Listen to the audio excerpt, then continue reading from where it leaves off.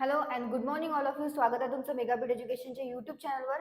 तर चला बघूया आज आपण व्होकॅब्युलरीचे वर्ड्स. आज 10 वर्ड्स दिलेले आहे व्होकॅब्युलरीचे. त्याचे आपण सिनोनिम्स, अँटोनिम्स, वर्डला सेंटेन्समध्ये कसं यूज करण्यात आलेलं आहे ते बघूया. मराठीमध्ये मिनिंग बघूया, युजेसचा सुद्धा आपण मराठीमध्ये मिनिंग बघूया. तर स्टार्ट करूया आपण. आज फर्स्ट वर्ड आहे आपला आजचा, तो आहे elated. ELATED, elated. So elated म्हणजे काय होतं, तर मिनिंग आहे त्याचं extremely happy or joyful. Extremely happy or joyful म्हणजे काय होतं, तर आनंदी असणे, उत्साही असणे, उत्साहपूर्ण असणे, त्याला काय म्हटलं जातं, इलेटेड असं म्हटलं जातं. ELATED, elated. सो इलेटेडचं मराठीमध्ये मिनिंग आहे आनंदित, आनंदित, उल्हासित, उत्साहपूर्ण आणि उत्तेजित. ओके. सो इलेटेड म्हणजे काय होतं, तर एक्स्ट्रीमली हॅपी ऑर जॉयफुल. त्याचा अर्थ मराठीमध्ये होतो आनंदित, उल्हासित, उत्साहपूर्ण आणि उत्तेजित. सिनोनिम्स आहेत डिलायटेड, ओव्हरजॉयड आणि इस्टॅटिक. ECSTATIC. अँटोनिम्स आहेत डिप्रेस्ड, मिझरेबल आणि सॅडन. परत एकदा बघूया आपण काय होतं इलॅटेड म्हणजे. सो इलॅटेडचं मिनिंग आहे एक्स्ट्रीमली हॅपी ऑर जॉयफुल म्हणजेच काय होतं, तर आनंदित असणे, उत्साहित असणे, उत्साहपूर्ण असणे आणि उत्तेजित असणे. सिनोनिम्स आहेत त्याचे डिलायटेड, ओव्हरजॉयड आणि इस्टॅटिक. आणि अँटोनिम्स आहेत डिप्रेस्ड, मिझरेबल आणि सॅडन. आता सेंटेन्समध्ये यूज कसा करण्यात आलेला आहे बघू आपण इलेटेडला. She was elated after receiving the award. तर सेंटेन्सचा मराठीमध्ये अर्थ काय होतो, पुरस्कार मिळाल्यानंतर ती खूप आनंदी झाली. काय आहे, she was elated after receiving the award म्हणजे पुरस्कार मिळाल्यानंतर ती खूप आनंदी झाली. आणि इथे इलेटेड म्हणजे यूज करण्यात आलेला आहे की आनंदी झाली म्हणून. नेक्स्ट बघूया. नेक्स्ट वर्ड आहे ऑब्स्टिनेट. OBSTINATE. ऑब्स्टिनेटचं मिनिंग आहे refusing to change one's opinion or behaviour. म्हणजे काय असणे, जो काय असतो, आपलं जे ओपिनियन आहे ते चेंज नाही करत, रिफ्यूज करतो त्याला. म्हणजेच तो काय आहे, एकतर हट्टी आहे, जिद्दी आहे, त्याला म्हटलं जातं ऑब्स्टिनेट.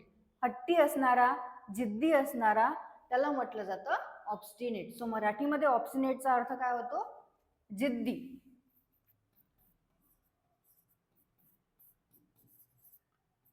हट्टी, जिदखोर आणि हटवादी, हेकट. ओके. सो ऑब्स्टिनेटचं मीनिंग आहे refusing to change one's opinion or behaviour. एखादा व्यक्ती आहे, तो त्याचं ओपिनियन आणि बिहेवियर चेंज करण्यासाठी रिफ्यूज करत आहे, तो नाही करणार आहे तो चेंज ओपिनियन आणि त्याचं बिहेवियर, त्याला म्हटलं जातं ऑब्स्टिनेट. आणि ऑब्स्टिनेटचा अर्थ होतो जिद्दी, हट्टी, जिदखोर, हटवादी आणि हेकट. सिनोनिम्स आहेत स्टबर्न, इनफ्लेक्झिबल आणि ॲडॅमंट.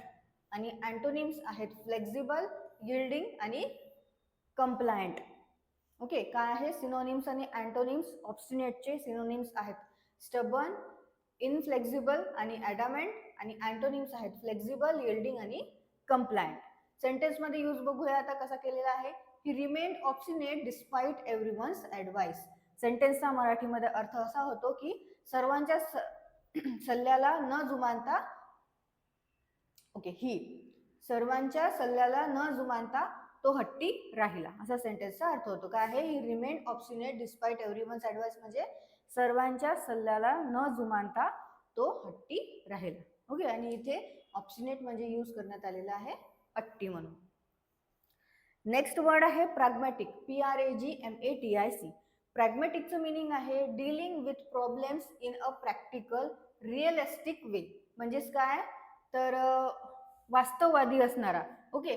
जो काय असतो वास्तववादी आहे किंवा व्यावहारिक दृष्टिकोनाने जो काही बघतो सगळं काही, त्याला म्हटलं जातं प्रॅग्मॅटिक. म्हणजे जो प्रॅक्टिकल आहे. ओके. प्रॅक्टिकली जो विचार करतो त्याला म्हटलं जातं प्रॅग्मॅटिक. सो मराठीमध्ये मिनिंग होतं प्रॅग्मॅटिकचं व्यावहारिक दृष्ट्या मोजमाप करणारा.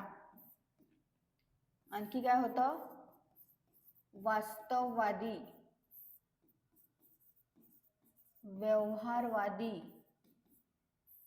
आणि फलवादी. तर प्रॅग्मॅटिक म्हणजे होतं dealing with problems in a practical realistic way, म्हणजे जो प्रॅक्टिकली विचार करतो आणि प्रॅक्टिकली कोणत्या पण प्रॉब्लेमला डील करण्याशी बघतो त्याला म्हटलं जातं प्रॅग्मॅटिक. आणि मराठीमध्ये त्याचा अर्थ होतो व्यवहारिक दृष्ट्या मोजमाप करणारा, वास्तववादी, व्यवहारवादी आणि फलवादी. सिनोनिम्स आहेत प्रॅक्टिकल, सेन्सिबल आणि रॅशनल, आणि अँटोनिम्स आहेत अनरिअलिस्टिक, इम्प्रॅक्टिकल आणि आयडियलिस्टिक. परत एकदा बघूया. प्रॅग्मॅटिकचे सिनोनिम्स आहेत प्रॅक्टिकल, सेन्सिबल आणि रॅशनल, आणि अँटोनिम्स आहेत अनरिअलिस्टिक, इम्प्रॅक्टिकल आणि आयडियलिस्टिक. सेंटेन्स मध्ये यूज बघूया आता. We need a pragmatic approach to solve this issue. तर सेंटेन्सचा मराठीमध्ये असा अर्थ होतो की या समस्येचे निराकरण करण्यासाठी आपल्याला व्यवहारिक दृष्टिकोनाची आवश्यकता आहे. काय आहे? We need a pragmatic approach to solve this issue म्हणजे या समस्येचे, प्रॉब्लेम म्हणजे काय आहे आता इथे, ओके, इश्यू म्हणजे काय आहे? समस्या. तर या समस्येचे निराकरण करण्यासाठी आपल्याला व्यवहारिक दृष्टिकोनाची आवश्यकता आहे. इथे प्रॅग्मॅटिक म्हणजे काय यूज करण्यात आलेला आहे? व्यवहारिक म्हणून. ओके, व्यवहारिक दृष्टिकोनाची आवश्यकता आहे असा यूज करण्यात आलेला आहे सेंटेन्स मध्ये.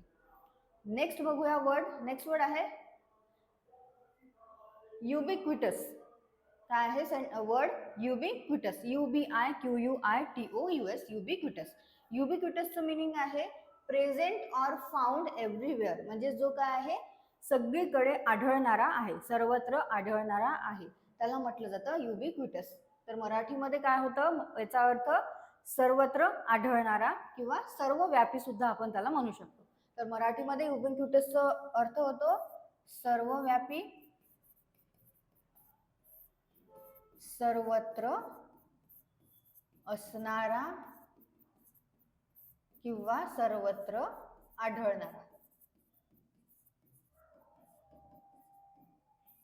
ओके, सो युबिक्विटसचं मिनिंग आहे इंग्लिशमध्ये प्रेझेंट ऑर फाउंड एव्हरीवेअर, म्हणजे जो काय आहे सगळीकडे आहे आणि सगळीकडे दिसतो, आढळतो, त्याला म्हटलं जातं युबिक्विटस. मराठीमध्ये होतं सर्वव्यापी, सर्वत्र असणारा किंवा सर्वत्र आढळणारा. सिनोनिम्स आहेत ओमनीप्रेझेंट, वाईड स्प्रेड आणि परवेसिव्ह, आणि अँटोनिम्स आहेत रेअर, स्केअर्स आणि लिमिटेड. सिनोनिम्स आहेत युबिक्विटसचे ओमनीप्रेझेंट, वाईड स्प्रेड आणि परवेसिव्ह, आणि अँटोनिम्स आहेत रेअर, स्केअर्स आणि लिमिटेड. ओके, सेंटेन्स बघूया आता. Mobile phones have become ubiquitous in modern life. सेंटेन्सचा अर्थ होतो आधुनिक जीवनात मोबाईल फोन सर्वव्यापी झाले आहेत. काय आहे? Mobile phones have become ubiquitous in modern life म्हणजे आधुनिक जीवनात मोबाईल फोन्स सर्वव्यापी झालेले आहेत, असा सेंटेन्सचा मराठीमध्ये अर्थ होतो. आणि युबिक्विटसला इथे यूज करण्यात आलेला आहे सर्वव्यापी म्हणून. नेक्स्ट वर्ड आहे टीडीएस. TEDIOUS, tedious. टीडीएसचं मिनिंग आहे too long, slow or dull, म्हणजे जे काय आहे दमवणारं आहे किंवा काय आहे स्लो आहे, एकदम कंटाळवाणा आहे, नीरस आहे, त्याला म्हटलं जातं टीडीएस. ओके, जे आपण काम करत आहे त्यांनी आपण दमत आहे, ज्यांनी आपण निराश होत आहे, कंटाळा येत आहे आपल्याला, त्याला म्हटलं जातं टीडीएस. सो टीडीएसचं काय होतं मराठीमध्ये मिनिंग? दमवणारा, कंटाळवाणा, नीरस, रटाळ. ओके, सो टीडीएस म्हणजे होतं too long, slow or dull, म्हणजे जे आहे दमवणारा, कंटाळवाणा, नीरस आणि रटाळ, त्याला म्हटलं जातं इंग्लिशमध्ये टीडीएस. सिनोनिम्स आहेत बोरिंग, मोनोटोनस आणि टायरसम, आणि अँटोनिम्स आहेत इंटरेस्टिंग, एक्साइटिंग आणि लाईव्हली. सिनोनिम्स काय आहेत टीडीएसचे? बोरिंग, मोनोटोनस आणि टायरसम, आणि अँटोनिम्स आहेत इंटरेस्टिंग, एक्साइटिंग आणि लाईव्हली. यूज काय आहे? The lecture was so tedious that many students fell asleep. सेंटेन्सचा मराठीमध्ये अर्थ होतो व्याख्यान. सो लेक्चर म्हणजे होतं व्याख्यान. ओके, लेक्चर सुद्धा तुम्ही म्हणू शकता. व्याख्यान इतके कंटाळवाणे होते की बरेच विद्यार्थी झोपी गेले. सेंटेन्स काय आहे? The lecture was so tedious that many students fell asleep. म्हणजेच व्याख्यान इतके कंटाळवाणे होते की बरेच विद्यार्थी झोपी गेले. तर इथे टीडीएस म्हणजे यूज करण्यात आलेला आहे कंटाळवाणे म्हणून. ओके, लेक्चर इतके कंटाळवाणे होते की बरेचसे विद्यार्थी आहे ते झोपी गेले. नेक्स्ट बघूया आता. नेक्स्ट वर्ड आहे बेनेवोलंट. BENEVOLENT. बेनेवोलंटचं मिनिंग आहे वेल मिनिंग अँड काइंडली. म्हणजे जो काय आहे परोपकारी आहे, दयाळू आहे, त्याला म्हटलं जातं बेनेवोलंट. जो काय आहे एखादी व्यक्ती आहे जो खूप दानधर्म करतो, तो काय आहे परोपकारी आहे, दानशूर आहे, दानधर्म करणारा आहे आणि दयाळू आहे, त्याला म्हटलं जातं बेनेवोलंट. सो मराठीमध्ये बेनेवोलंटचा अर्थ होतो परोपकारी, दयाळू, कृपाळू, लोकहितैषी आणि दान धर्मशील. तर बेनेवोलंट म्हणजे होते वेल मिनिंग अँड काइंडली. म्हणजेच काय तर परोपकारी, दयाळू, कृपाळू, लोकहितैषी आणि दान धर्मशील. सिनोनिम्स आहेत काइंड, जेनरस आणि कंपॅशनेट. आणि अँटोनिम्स आहेत क्रुएल, हार्श आणि अनकाइंड. काय आहे बेनेवोलंटचे सिनोनिम्स? काइंड, जेनरस आणि कंपॅशनेट. आणि अँटोनिम्स आहेत क्रुएल, हार्श आणि अनकाइंड. यूज बघूया आता. यूज कसं केलेलं आहे सेंटेन्स मध्ये? The benevolent lady donated food to the poor. तर सेंटेन्सचा अर्थ काय होतो मराठीमध्ये? त्या दानशूर महिलेने गरिबांना अन्नदान केले. काय आहे sentence? The benevolent lady donated food to the poor म्हणजे त्या दानशूर महिलेने गरिबांना अन्नदान केले. नेक्स्ट वर्ड आहे फ्रुगल. फ्रुगलचं मिनिंग आहे using money or resources carefully. म्हणजे जो काय करतो एकदम काटकसरी आहे, पैसे जे आहेत ते खूप केअरफुली यूज करतो. ओके, त्याला म्हटलं जातं फ्रुगल. तर मराठीमध्ये अर्थ काय होतो फ्रुगल म्हणजे?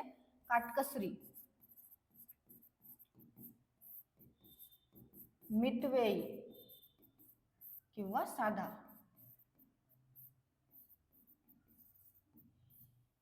सिनोनिम्स आहेत इकॉनॉमिकल, थ्रिफ्टी आणि प्रुडेंट. आणि अँटोनिम्स आहेत एक्स्ट्रावॅगंट, वेस्टफुल आणि लॅविश.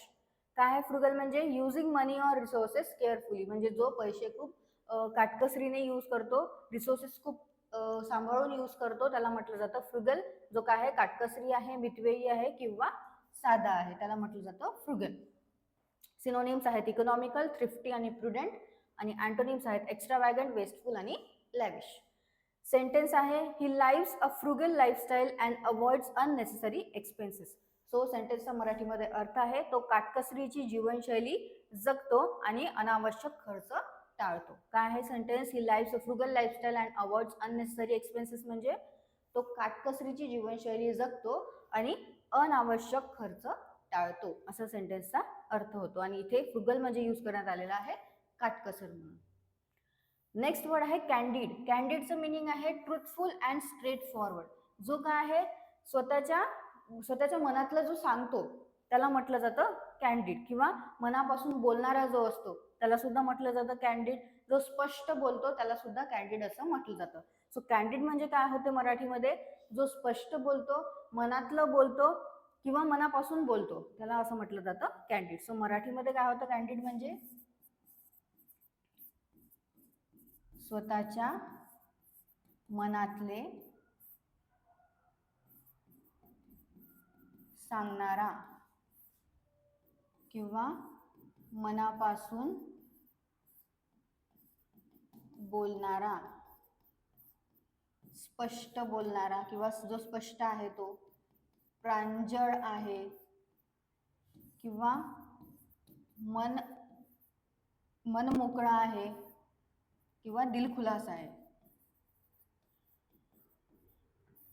तर काय होतं कॅन्डिड म्हणजे? Truthful and straight forward. म्हणजेच काय तर स्वतःच्या मनातले सांगणारा, मनापासून बोलणारा, स्पष्ट, प्रांजळ, मन मोकळा किंवा दिलखुलास, त्याला म्हटलं जातं कॅन्डिड. सिनोनिम्स आहेत फ्रँक, ऑनेस्ट आणि ओपन. अँटोनिम्स आहेत डिसऑनेस्ट, गार्डेड आणि इव्हॅसिव्ह. काय आहे सिनोनिम्स कॅन्डिडचे? फ्रँक, ऑनेस्ट आणि ओपन. आणि अँटोनिम्स आहेत डिसऑनेस्ट, गार्डेड आणि इव्हॅसिव्ह. यूज बघूया आता, यूज कसा केलेला आहे. She gave a candid response about the mistake. So सेंटेन्सचा मराठीमध्ये अर्थ होतो तिने चुकीबद्दल स्पष्ट उत्तर दिले. तर इथे कॅन्डिड म्हणजे यूज करण्यात आलेला आहे स्पष्ट म्हणून. सेंटेन्स काय आहे, she gave a candid response about the mistake म्हणजे तिने चुकीबद्दल स्पष्ट उत्तर दिले. नेक्स्ट वर्ड आहे इम्पेट्युअस. IMPETUOUS. इम्पेट्युअसचं मीनिंग आहे ऍक्टिंग क्विकली विदाउट थिंकिंग. म्हणजे जो विचार न करता ऍक्ट करतो, विचार न करता काही पण काम करतो, त्याला म्हटलं जातं इम्पेट्युअस. म्हणजेच काय आहे, जो काय उतावीळ आहे म्हणू शकतो किंवा वेगवान आहे, त्याला म्हटलं जातं इम्पेट्युअस. सो मराठीमध्ये काय होतं, इम्पेट्युअस म्हणजे आवेगपूर्ण किंवा उतावीळ, वेगवान,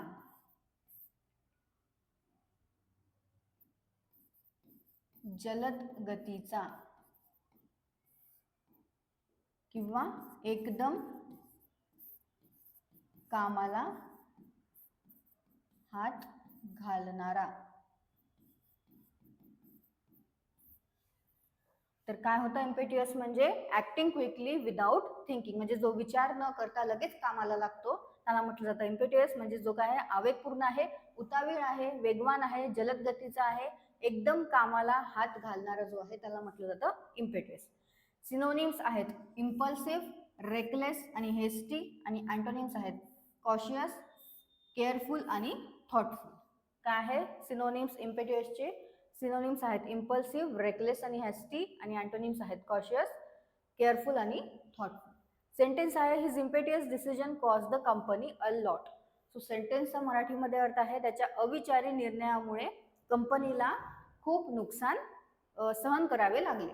ओके, काय आहे his impetuous decision caused the company a lot म्हणजे त्याच्या अविचारी. ओके, जो इम्पेट्युअस आहे म्हणजे जो काय आहे विचार न करता काही पण करतो, तर त्याला आणखी एक वर्ड आहे काय आहे, अविचारी.